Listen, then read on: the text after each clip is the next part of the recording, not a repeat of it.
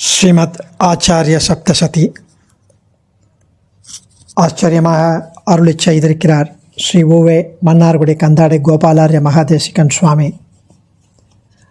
அதில் சத்யவிரத க்ஷேத்திர காண்டம் வேதாந்த திவ்ய தேசிக சரித்திரத்தில் அவருடைய திவ்ய சரித்திரத்தில் 3வது காண்டம் காஞ்சிபுரத்தை பற்றியது, சத்யவிரத க்ஷேத்திரத்தை பற்றியது. அதில் உற்சவத்தை அனுபவித்து கொண்டு வருகிறார்.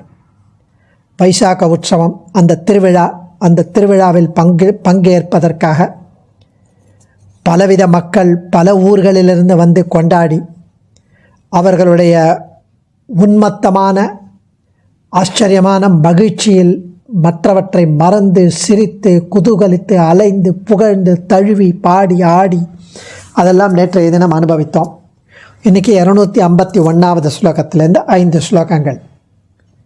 வைதேசிக சாது ஜனான் உற்சவ சேவார்த்தமஞ்சத காஞ்சீம் மிருஷ்டான்னபானதானைர் உபசேரு பிரீதி தஸ்ததா பகவஹ.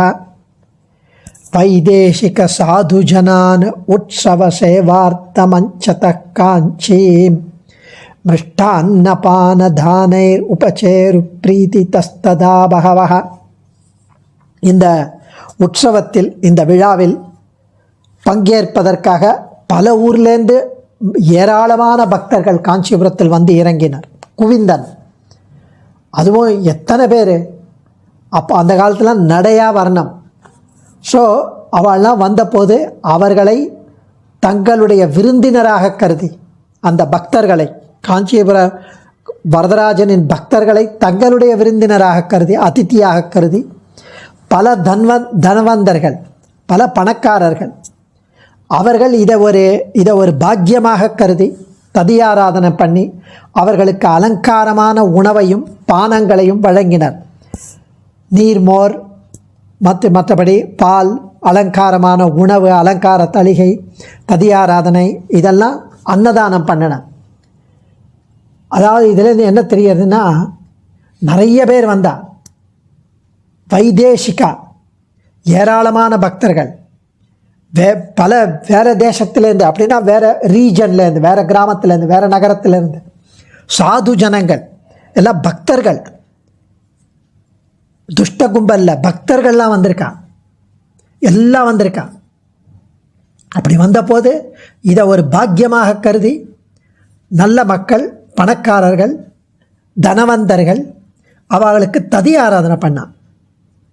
அந்த ததி ஆராதனை எப்படி இருக்கணும்னா, அலங்காரமாக இருக்கணும், அழகாக இருக்கணும், பியூராக இருக்கணும், சுத்தமாக இருக்கணும், பெருமாளுக்கு ஆஃபர் பண்ணதாக இருக்கணும். அதெல்லாம் உபச்சாரம். உணவு, பானம், இதெல்லாம் அது இல்லாமல் அவளை வந்து வரவேற்று அவளுக்கு உட்கார வச்சு, எங்கேருந்து வந்திருக்கீங்கோ, எப்போ வந்தீங்கோ அப்படின்னு விசாரித்து ஹிதமாக, ஏதோ ஒரு பிச்சை போடுற மாதிரி பண்ணக்கூடாது. இதெல்லாம் பிரீத்தி தஸ்ததா பகவகான்னு சொல்கிறார். பிரீத்தியுடன் பண்ணணும், அன்புடன் இதயபூர்வமாக பண்ணணும். இல்லைன்னா அதுக்கு ஒரு ஈகை, அதுதான் ஈகை, வரியார் கொன்றிவதே ஈகை. அதனால் அது வந்து அபச்சாரம் ஆகிடக்கூடாது, பாகவத அபச்சாரம் ஆகிடக்கூடாது. அது இல்லாமல் நம்ம ஒருத்தர் தான் இந்த ஊரில், நான் மட்டும்தான் ததி ஆராதனை பண்ணணும் அப்படின்னு மொனாப்பலியெல்லாம் பண்ணக்கூடாது. நிறைய இந்த மாதிரி நிறைய ஒவ்வொரு தெருவுலேயும் ஒவ்வொரு இடத்துலையும் ததி ஆராதனை நடக்கணும். ஸோ அன்னதானம், தானத்திலேயே சிறந்தது அன்னதானம்னு சொல்லுவாள். ஏன்னா வயர் ரொம்பிட்டுனா போரும்னு சொல்லிடுவான், மீதி தானங்களுக்கெல்லாம் போருன்னே சொல்ல மாட்டேன். இப்படி அவள் அந்த ஃபெஸ்டிவலில் நடந்ததை வழங்கினார் என்கிறார். அதுக்கு அடுத்தது, இது அத்தனையும் வேதாந்த தேசிகன் கண்கூடாக அனுபவித்து கொண்டு வருவதை அவர் அனுபவிப்பது போல சுவாமி இங்கே உற்சவத்தை தெரிவித்திருக்கிறார். இப்போ வேதாந்த தேசிகனை பற்றியே எழுதப் போகிறார். திஷணாதி கிருத திக்ஷணைஹி சிஷ்யை சாக்கம் மகோத்சவே தஸ்மின் ஸ்ரீமானன் விராஜீத் கவிதார்க்கிக கேசரி வரதம். திஷணாத் திக்ருத திஷணைஹி சிஷ்யை சாக்கம் மகோத்சவே தஸ்மின் ஸ்ரீமானன் விராஜித் கவி தார்க்கிக கேசரி வரதம் அன்வ விராஜித் அப்படிங்கிறார். அப்படியே ஃபாலோ பண்ணாரா அவர். அன்வவ்ராஜித், அதாவது அந்த திருவிழாவில், அந்த உற்சவத்தில் அந்த சாட்சாத் பிரகஸ்பதியே, தேவகுருவான பிரகஸ்பதியே தோற்கும்படியான புத்தியை உடைய, கூர் அறிவை உடைய ஷீடர்கள், வேதாந்த தேசிகனுடைய ஷீடர்கள் பிரகஸ்பதியையே தோற்கடிக்கும் அளவு அறிவு படைத்தவர்கள், புத்தி உடையவர்கள்.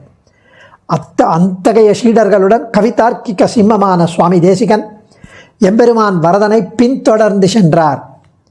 தேசிகன் அவர் பெருமாள் பின்னாடி போனாரான, அதான் அன்வவ்ராஜீத், அவரை பின்தொடர்ந்து சென்றார் என்கிறார். இந்த அனுயாத்ரா அதெல்லாம் சம்ஹிதா கிரந்தமில் இருக்கா. அதாவது வேத பாராயண கோஷ்டி பின்னாடி இருக்கும், வரதன் பின்னாடி, பெருமாள் பின்னாடி வேத கோஷ்டி, பாராயண கோஷ்டி, பெருமாளுக்கு முன்னாடி திவ்ய பிரபந்த கோஷ்டி. திருக்கண்டேன் பொன்மேனி கண்டேன், வேதம் யதோவா சோனிவர்த்தந்தே அப்பிராப்பிய மனசா சகா, வேதம் தேடுகிறது, அதனால்தான் பின்னாடி. வேதாந்த தேசிகன் அந்த வேத கோஷ்டியோட சேர்றதுக்காக அங்கே போனார். அவருடைய சிஷ்யரும் அங்கே ஜாயின் பண்ணார். ஸ்ரீமான் அப்படிங்கிறார். கைங்கரிய ஸ்ரீ, வேதஸ்ரீ தேசிகனுக்கு இருக்கு, அதனால் ஸ்ரீமான். அதுவும் திஷனா, திக்ருதா, தீஷனா என்கிறார். திஷனா, திஷனானா இன்டலெக்ட், புத்தி. திக்ருதா, திக்ருதா அப்படின்னா பிரகஸ்பதியையும் தோற்கடிக்கும்படியான. திஷனா பிரகஸ்பதி. மூணுதையும் தீன அழகா கவி நயத்துடன் அனுபவிக்கிறார் சுவாமி.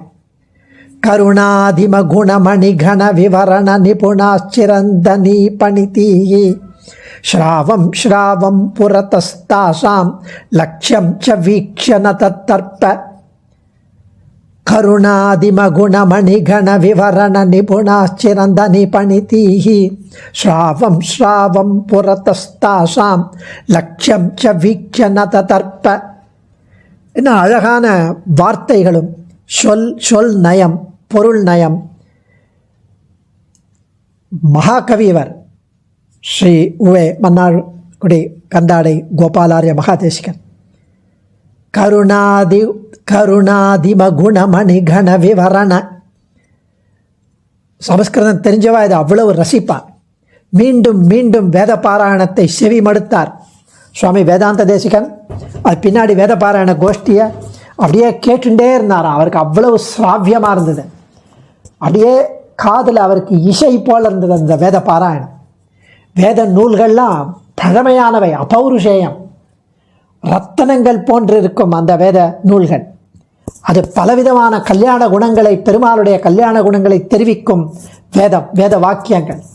அதுவும் இவர் என்ன ஒரு சமஸ்கிருத புலமை இருக்குது நம்ம வேதாந்த தேசிகனுக்கு. அதனால் அந்த வேதத்தை சொல்லும்போதே, அவள் பாராயணம் பண்ணும்போதே அதனுடைய அர்த்தமும் அதனுடைய பெருமாளுடைய குணாதிசயங்களும், அந்த வேதம் சொல்லும் அந்த வார்த்தைகள், அந்த வாக்கியங்கள், அதனுடைய உள் அர்த்தத்தை அவர் உள்வாங்கி கொண்டு அதை அனுபவித்து அதில் அப்படியே எம்பெருமான் ஒருவரே அவரை மகிழ்விப்பது, அதுதான் அந்த வேத கோஷ்டிக்கு இலக்கு. வேதாந்த தேசிகன் அந்த எம்பெருமானை, வேதத்தை காது கேட்டு ரசிக்கும் எம்பெருமானை தரிசித்தார். அந்த தரிசிக்கும் போது அவருக்கு திருப்தியே அடையலையாம். அவ்வளவு அமுதன் இல்லையா, அவன் திருப்தியே அடைய முடியவில்லை, ஏங்கினார். கண்ணன் சுவாமி நாவல் பார்க்கும் கண்ணன் சுவாமி இங்கே சொல்றார், he longed for a long time அப்படிங்கிறார். இந்த இடத்துல வேதன் one longs for hearing for a long time. அதாவது அந்த வேதத்தை ரொம்ப நாள் கேட்கணும்னு ஏங்குவார்கள். அதை இங்கிலீஷில் சொல்ல longs for a hearing for a long time. அந்த லாங்கையும் அவர் மன்னார்குடி கோபாலாரிய மகாதேசிகன் மாதிரி இங்கே அழகாக இங்கிலீஷில் அவர் தெரிவிக்கிறார். இந்த வேதத்தினுடைய இலக்கு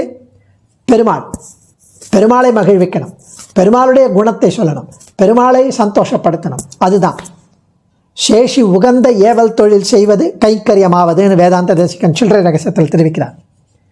அதுபோல் இங்கே அகெயின் அண்ட் அகெயின் அவருக்கு அந்த வேத பாராயணத்தை கேட்கணும்னு அவருக்கு அவ்வளோ ஆசை. பத்மாசகபத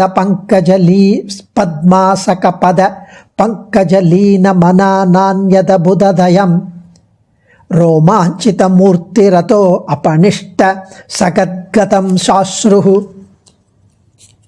பத்மாசகபத பங்கஜலீன மனாநான்யத புததயம் ரோமாஞ்சித மூர்த்திரதோ அபனிஷ்ட சகத்கதம் சாஸ்ருஹு. வேதாந்த தேசிகருடைய மனஸ் ஸ்ரீயப்பதி, அந்த லக்ஷ்மி கேள்வன், பெருந்தேவிநாதன் எம்பெருமானுடைய தாமரை திருவடிகளில் முழுமையாக லயித்தது. அப்படியே அந்த திருவடியில் அப்படியே அவருடைய மனம், கண், அவருடைய அந்த அந்த உடல் எல்லாமே அந்த தாமரை திருவடிகளில் தான் லயிக்கிறது. வேறு எதையும் கவனிக்கவில்லை அவர்.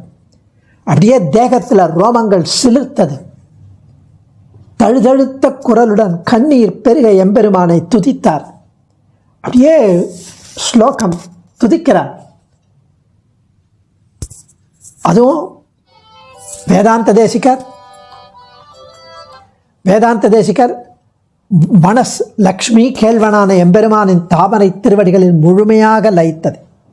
வேற எதையும் கவனிக்கவில்லை. தேகத்தில் ரோமங்கள் சிலிர்த்தது. தழுதழுத்த குரலுடன் கண்ணீர் பெருக எம்பெருமானை துதித்தார்.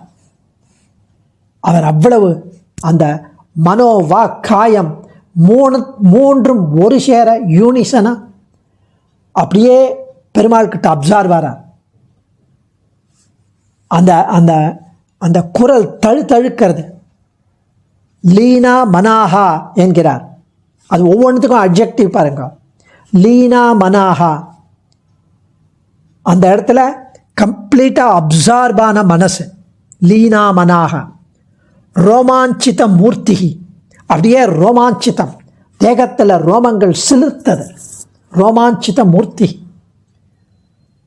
சகத்கதம் அப்படியே கத்கதம், அந்த அந்த குரல் தொண்டை அடைக்கிறது. அந்த தழுதழுத்த குரல், எமோஷன், பக்தி. ஸ்ரீ பேரருளாளனுக்கு அந்த அந்த அதை பார்த்த உடனே அவருக்கு இன்ப வெள்ளம். அருளாளர் தாமனினும் தமக்கொவ்வாரே அப்படிங்கிற அருளாளர்னு பேரருளாளன்னு சொன்னால் கூட அதே அவருக்கு ஒவ்வாறு. அவ்வளவு திருமேனியில் அவர் ஈடுபட்டு பெருமாள் அவருடைய லக்ஷ்மி கேள்வனின் தாமரை திருவடிகளில் ஈடுபட்டு முழுமையாக லயித்தது. அதுவும் அவர் எப்போ சேவிப்போன்னு அங்கேருந்து அவர் ஏங்கின்னு இருந்தவர். யோனித்யமச்சுத பதாம்புஜ யுக்மருக்ம வியாமோகதஸ்ததிதராணி திருநாயமேனே. ராமானுஜரும் அப்படிதானா? அச்சுதனுடைய திருவடியை தவிர வேறு எதுவுமே அவருக்கு எல்லாமே ஒரு திருணம், புல். இவருக்கும் அப்படிதான், வேறு எதையும் கவனிக்கவில்லை. அடுத்த ஸ்லோகத்தை சொல்றார். பக்தியா வரதம் ஸ்துத்வா தத் சேவார்த்தே சமாகதைர் பகுபிஹி சமகத பண்டித ஷண்டை சாராசாரார்த்த நிர்ணயே ஷௌண்டை. பக்தியா வரதம் ஸ்துத்வா தத் சேவார்த்தே சமாகதைர் பகுபிஹி சமகத பண்டித ஷண்டை சாராசாரார்த்த நிர்ணயே ஷௌண்டை. பயபக்தியுடன் வரதராஜனை போற்றினார். போற்றி பிறகு அவர் அப்படியே சேவித்து தேவர் மேபி ஸ்தோத்திரம் சொல்லி மெதுவாக அங்கிருந்த சான்றோர்கள், பாகவதோத்தமர்கள், வேத பாராயண கோஷ்டியுடன் இணைந்தார். அந்த சான்றோர்களுக்கு என்னென்னா எது சாரம் எது சாரமற்றது என்பதை தீர்மானிப்பதில் வல்லவர்கள் அந்த சான்றோர்கள். அவளுக்கு தெரியும் எது யூஸ்லெஸ், எது சிக்னிஃபிகண்ட், எது நல்லது, எது சாரமானது, எது சாரமற்றது அவளுக்கு தெரியும். அத்தகைய சான்றோர்களுடன் நம்ம பாகவத கோஷ்டியுடன் சேர்றதே நமக்கு நன்மை பயக்கும். அதுதான் இங்கே சுவாமி தெரிவிப்பது மெசேஜ்.